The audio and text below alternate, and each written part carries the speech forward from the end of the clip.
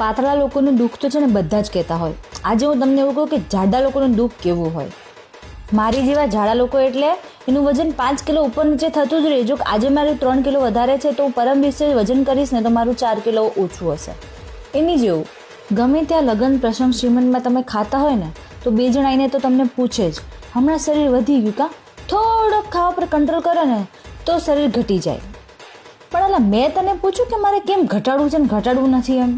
પાતળા માણસોનો આજ સુધીનો રેકોર્ડ છે કે લોકો જાડા માણસો કરતા છે ને 3 ગણું વધારે ખાતા હોય પણ એમનું શરીર જ ના વધે. ક્યાંથી વધે? પણ ગામની બળતરાજી લોકોને એટલી હોય. અમારા જેવા લોકોને કપડામાં બી એટલી મગજમારી હોય. દુકાનમાં અમે જઈએ ને તો આપણને જે ગમે ને એ કપડાં અમને અમારી સાઈઝમાં મળે જ નહીં. અને બાય ચાન્સ જો મળી ગયા તો ઉપર નીચેની સાઈઝ અલગ થઈ જાય.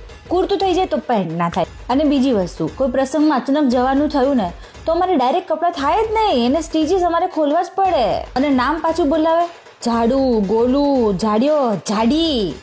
અરે અમારા મા બાપે અમારું નામ સરસ રાખ્યું જ છે, એનથી બોલાવો તમે. એના ઘરનું, એના પપ્પાના ઘરનું ખાઈને મોટું થયું હોય બાળક, તમારે એનું નામ બગાડવાનો કોઈ હક નથી.